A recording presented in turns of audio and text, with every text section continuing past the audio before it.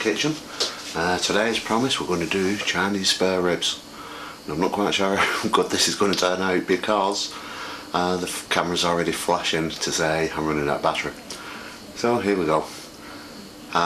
Basically, I've seen a few videos and people send me videos saying you can cook barbecue spare ribs in 6-7 hours, which I think is absolutely ridiculous. So I started looking around and had a look how Chinese cook their spare ribs, because they're done quite quickly when you go and get food, and come up with this method. So just going to share this method, see what you think, and enjoy the video. Stop the video there. Okay, I had a thought. Yep, I've gone out and had a look and got a budget frying pan. Now this particular one is absolutely brand new, as you can tell, and it cost the grand total of £2 from a supermarket. We're not going to say which one. And because we've stopped this video, we'll reiterate is that we're going to cook these, which is your spare ribs.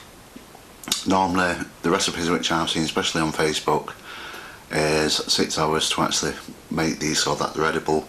We're going to do this in under 40 minutes. Be interesting to see what the final time is.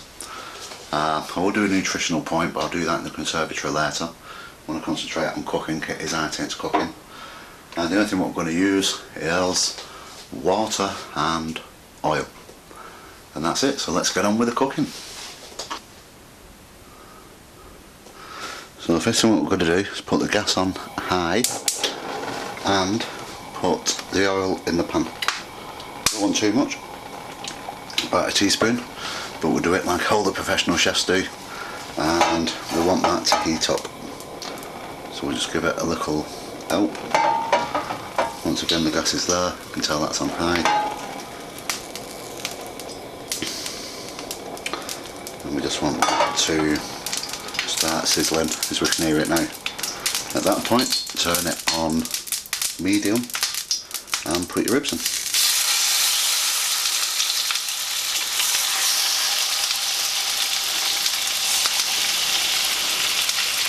Now what we're going to do at this point is leave them cooking now for 5 minutes, giving them the occasional stir. So I'll speed the video up like I've done before, and we'll see what we get in 5 minutes time.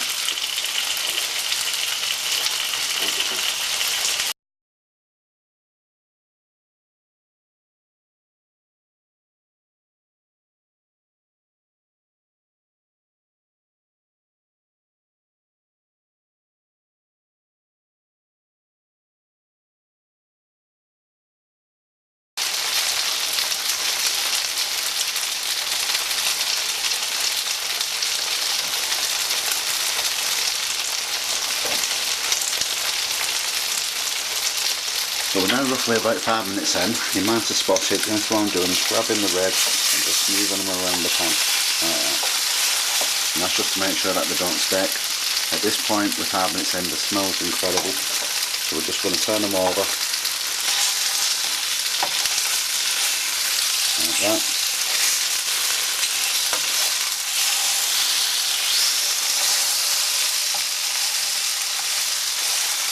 Give them a little stir around the pan, because at the bottom of the pan now we've got a lot of this juice, and what we're looking for is the charred sort of look that we've got here. So it's that sort of thing what we're looking for, the charred look. So what we're going to do now is leave it for another 5 minutes.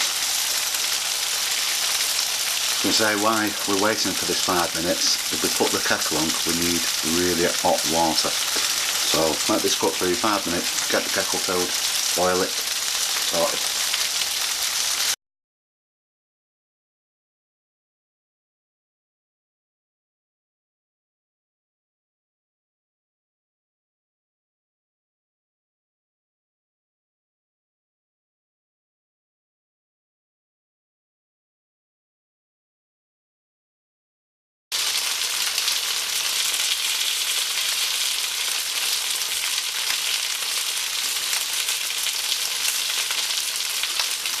So these are about 5 minutes. Once again, move them around the pan, like so. Turn them round again. Make sure that we've got the char on, which is what we're looking for.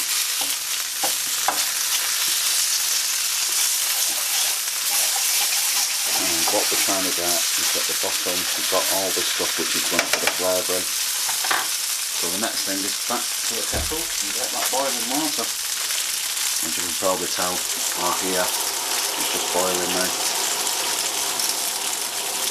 So I'm just waiting for the click of the kettle. As soon as that's happened, we need to turn this on full. So it's a bit timing, but you know, it's straightforward.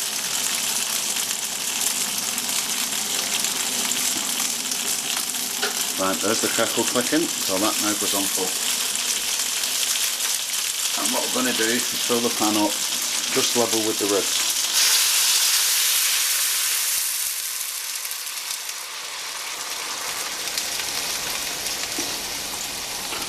There we go.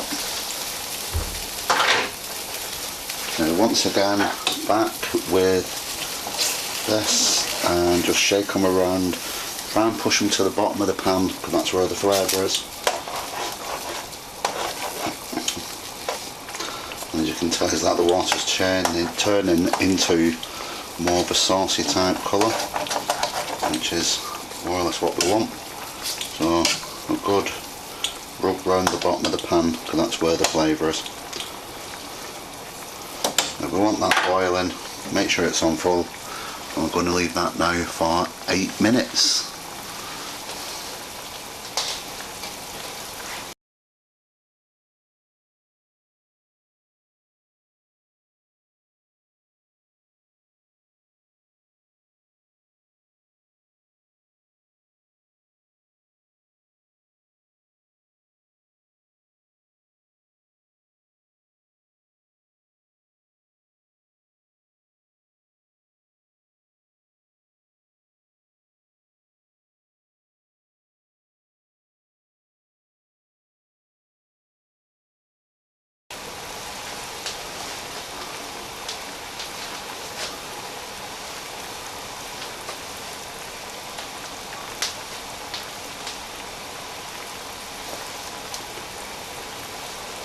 That's where we are now. We've come up to the 8th minute. What we can see is that all the water now is turning thicker. It's going to provide a gravy for these ribs. So what we need to do now is turn these over.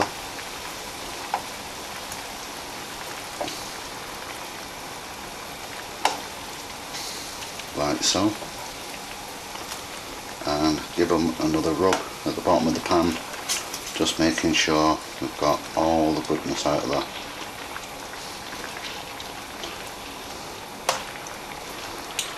Keep it on full and we wait another 8 minutes. Be interesting to see how the pan cooks with this because this is really intense cooking, and if it does well for a £2 pan, I actually got a pack of 2 which was £4, so in effect it's a £2 frying pan. And we'll have to see. Personally I'm not impressed up to now, but I'll go through that once they're cooked. Right, wait for the 8th minute.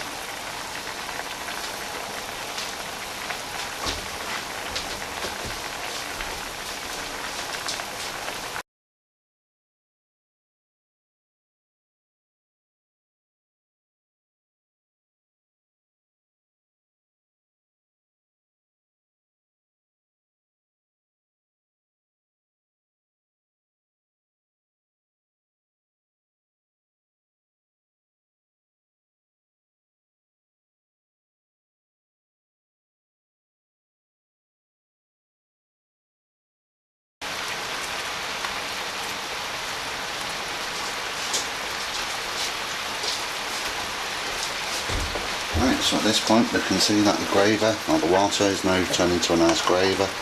Turn these over, you will see that everything is just glistening rather nice. And what we need to do is just one last move around of them to make sure that we get as much flavour as possible from the ribs themselves.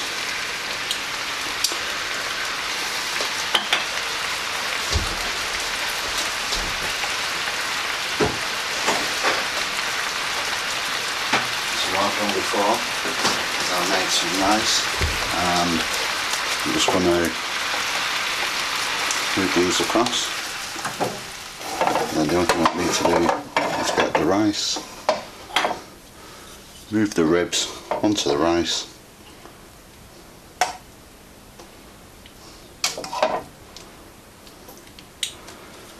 And then what we have there is a nice little sauce that you can simply just tip over.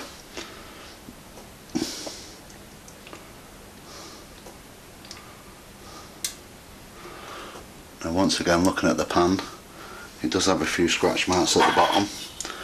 I've noticed that some of the flavours have stuck. So for a £2 pan, that hasn't actually done a bad job. So we'll wash that later, have a quick look, and when we're back in the conservatory I'll let you know how it came out the dishwasher and was it okay or not. And that's how we do our spare ribs without putting them in the oven for 6 hours, really. So what I've done now is just simply cut a little bit of the rib off. Looks like that. Absolutely beautiful, nice, glistens. You can see that it's cut absolutely thoroughly through.